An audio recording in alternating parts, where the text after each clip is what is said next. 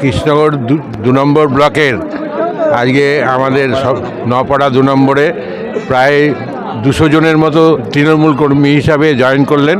তার মধ্যে অন্যতম বিষয় হচ্ছে আমাদের বিজেপি থেকে আমাদের এই দলে আজকে বুথের সভাপতি সে আমাদের দলে যোগ দিয়েছে এবং তারপরে লিবারেশন পার্টির তরফ থেকে যারা আজকে মেম্বার ছিলেন তারা সবাই আমাদের তৃণমূল কংগ্রেস দলে যোগ দিলেন।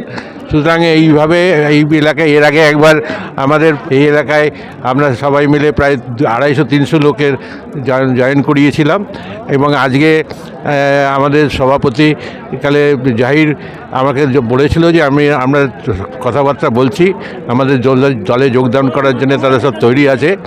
তো আমি বললাম যে সন্ধেবেলা জয়েন করবে, তো বলে হ্যাঁ ওরা সন্ধেবেলায় জয়েন করতে চাইছে।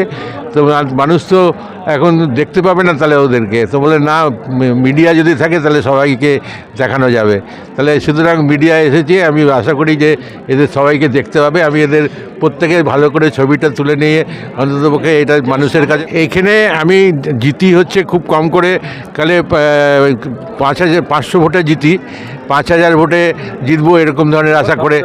এবার ৭,০০০ টপ কবে, আমি ৫,০০০ বললাম, এ বলছে ৭,০০০ ভোটে আমাকে জেতাবে। সুতরাং এই অঞ্চলটার জন্যে, এই অঞ্চলে ননলি নপাড়ায় একটা টুতে আজকে ৭,০০০ ভোটে লিড দেবে বলছে। সুতরাং এটার প্রতি বিশ্বাস রেখেই আমি বিশ্বাস করছি, কারণ যেভাবে পরপর সমস্ত অন্যান্য বিরোধী দল সবাই মিলে আমাদের দলে যোগ দিচ্ছে, তাতে মনে হচ্ছে যে অন্য দলের প্রতি মানুষের বিশ্বাসযোগ্যতা একেবারে নেই এবং মমতা বন্দ্যোপাধ্যায়ের প্রতি তাদের যে ব্যাপক আস্থা, সেই আস্থাটা প্রকট হয়ে দাঁড়িয়েছে এবং তারা বিশ্বাস করছে আরও মমতা বন্দ্যোপাধ্যায় মানুষের জন্য কাজ করবে এবং তার জন্যে কিন্তু তারা আমাদের দলে যোগ দিতে চাইছে এবং আমরা বিশ্বাস করি।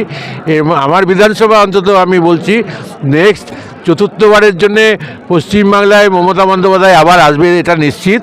সুতরাং আমার বিধানসভা যেন আরও বেশি ভোটে আমরা জিততে পারি, তার জন্যে সুনিশ্চিত করবার জন্যে মানুষের এই আস্থা কথা মানুষের কাছে প্রকাশ করবার জন্যে আমি তাদের কাছে ধন্যবাদ জানাচ্ছি। অপেক্ষা রাখে না যে মানুষ মমতা বন্দ্যোপাধ্যায়ের প্রতি আস্থা ভরসা রাখছে এবং মমতা বন্দ্যোপাধ্যায় যে উন্নয়নের কর্মযজ্ঞ সারা বাংলায় শুরু করেছেন, সেই উন্নয়নের সামিল হতে আজকে বিভিন্ন রাজনৈতিক দল থেকে বিভিন্নভাবে আজকে প্রতিনিয়ত আমরা দেখতে পাচ্ছি এই জয়েন্ট পর্ব চলছে।